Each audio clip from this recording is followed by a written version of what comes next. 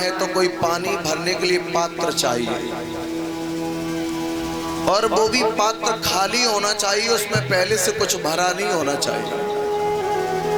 अगर उसमें कुछ पहले से भरा पड़ा है तो जो पानी हम भरेंगे वो पानी रुकेगा नहीं, फिर उसमें जगह ही नहीं, पहले से भरा पड़ा, और दोनों चीजें मिक्स हो जाएंगी, आधा पानी निकलेगा, आधा जो पहले से भरा वो निकल जाएगा। ज्ञान के लिए परीक्षित ने जगह बनाई है। जगह बनाने का मतलब किसी की बात को मान लेना।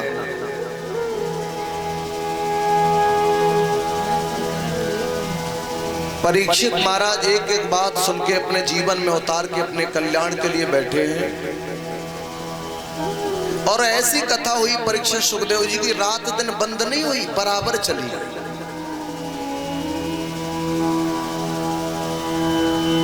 हम लोगों के यहाँ तो अभी 5, साढ़े 5, 6 बजे कथा बंद हो जाएगी, कल फिर चालू होगी 12 बजे। लेकिन परीक्षित की कथा बिल्कुल बंद नहीं हुई, रात दिन बराबर चली। क्योंकि जब आदमी को रोग होता है, बीमार आदमी होता है, हॉस्पिटल में भर्ती कर दो तो ये सोचता है कि डॉक्टर हमारे पास ही खड़ा रहे हर वक्त, आला और मीटर हीटर लेके हर वक्त खड़ा रहे, कब बुखार बढ़ता, कब डोज देनी है, बराबर खड़ा रहे। क्योंकि रोग है ना, इसलिए रोगी को डॉक्टर के अलावा कोई नजर नहीं आता है।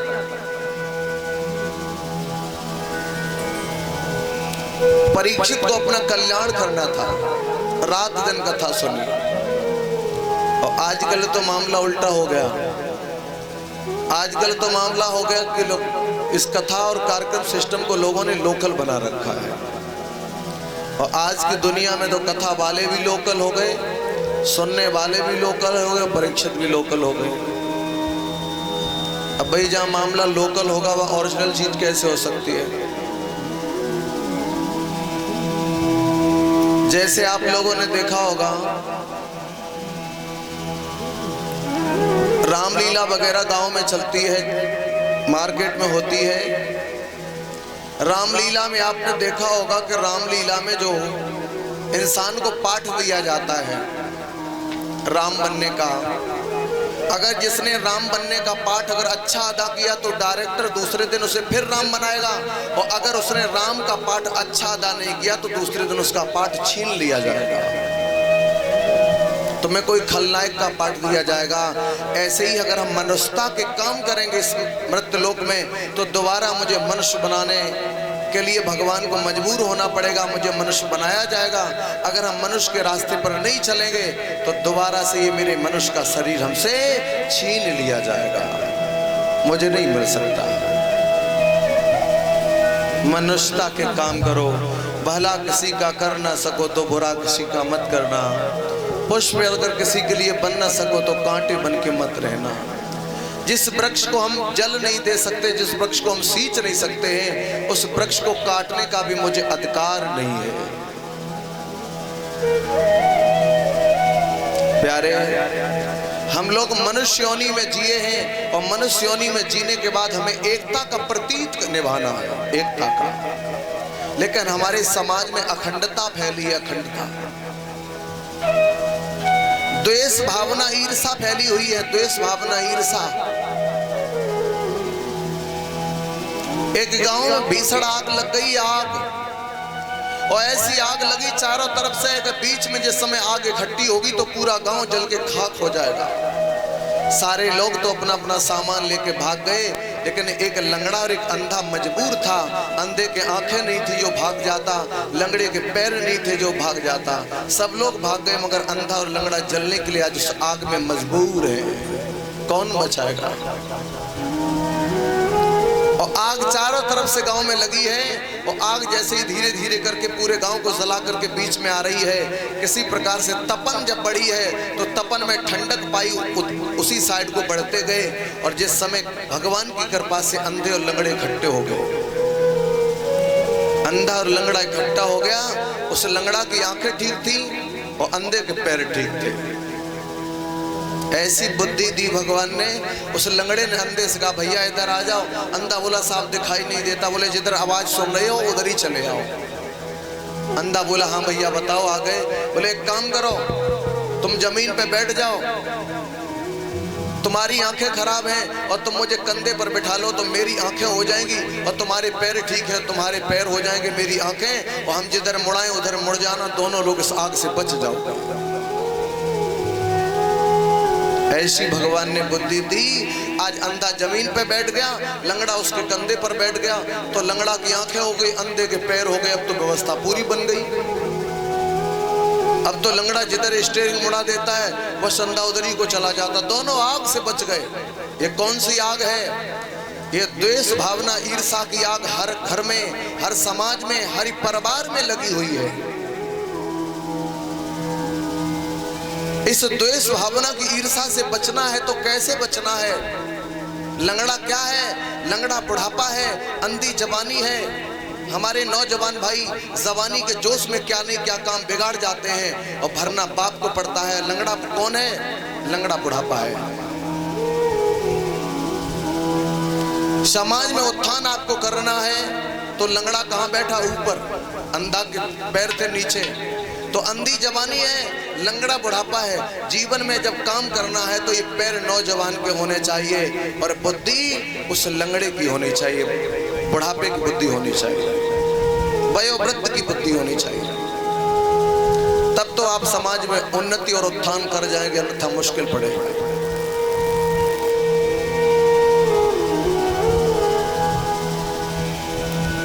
हर समाज में आग लगी है।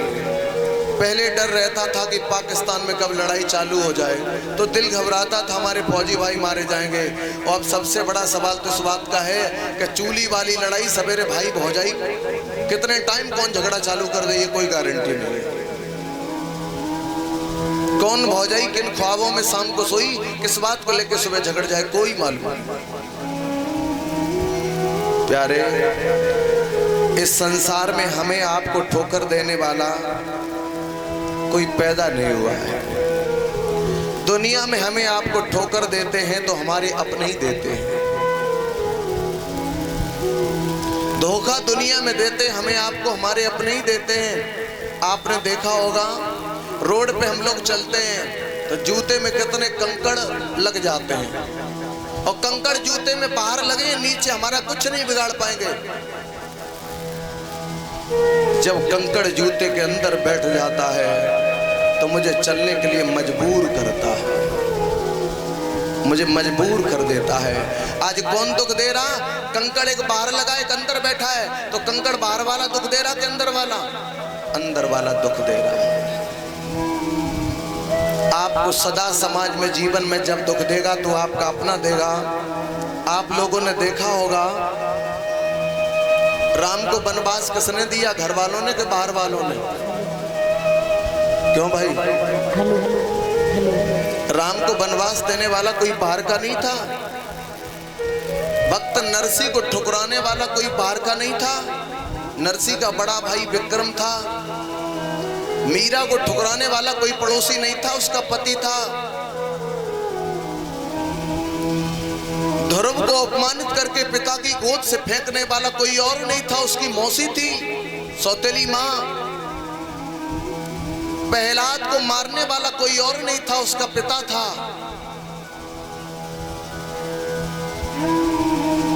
जीवन में अपने अपनों को ज्यादा दुख देते हैं, और जिस समय समाज में तुम आगे बढ़ने लगोगे उसी समय तुम्हारे अपने दुश्मन बन जाएंगे। ध्रुव आगे बढ़ने के लिए जा रहे थे तो मौसी दुश्मन बन गई, और नरसी आगे बढ़ने के लिए जा रहे तो भाई विक्रम दुश्मन बन गया। मीरा आगे बढ़ने के लिए जा रही तो उसका पति राणा दुश्मन बन गया। प्रहलाद भगवान की भक्ति में के लिए जा रहा था तो उसका पिता दुश्मन बन गया।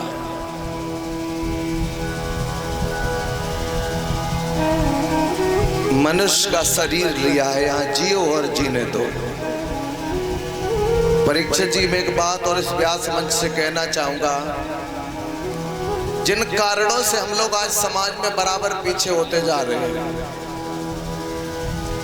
जीवन में हमने उस दिन बताया था शायद 4 लोगों में कभी जात पात नहीं देखी जाती है। 4 लोगों में, कौन कौन से 4 लोगों में?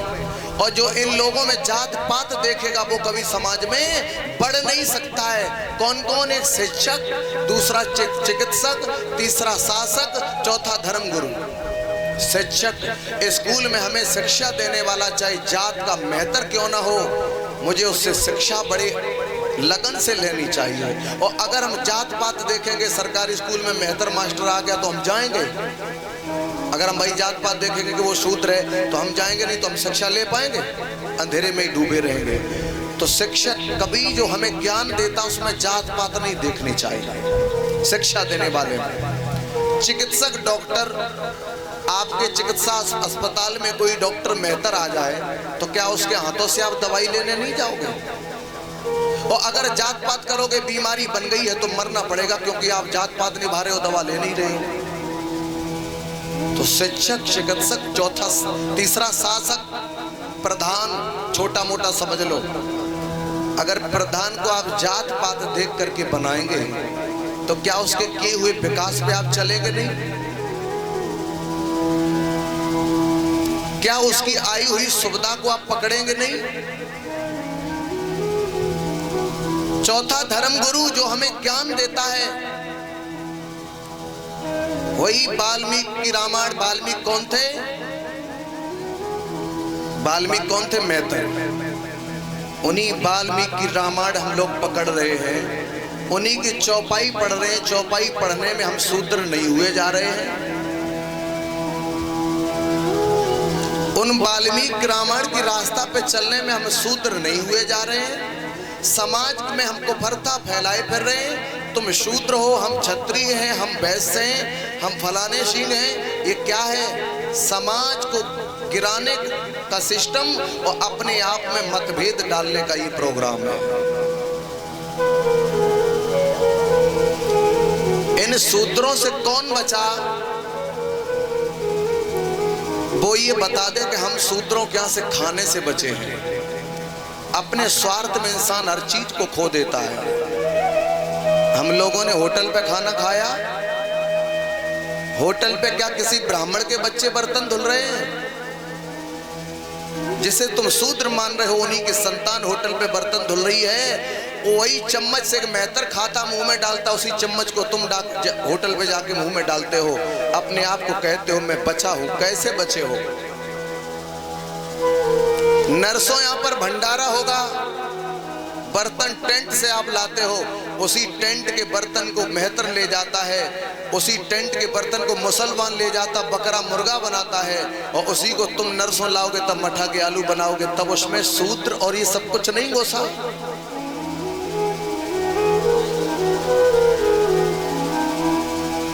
बाजार में फल सब्जियां बिक रही हैं, अगर इंसान तन से शूद्र है, डेयरी पे दूध आता है, उसका पात्र हम लोग पकड़ के अपने कैन में डाल लेते हैं। अगर वो तन से शूद्र है तो उसका बर्तन भी तो शूद्र हो गया। तूने क्यों पकड़ा?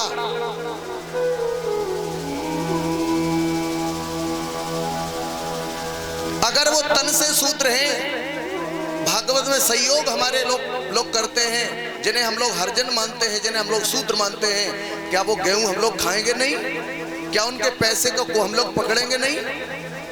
पैसे में शूद्र नहीं हुआ, गेहूं में शूद्र नहीं हुआ, उसके खाने में शूद्र नहीं हुआ।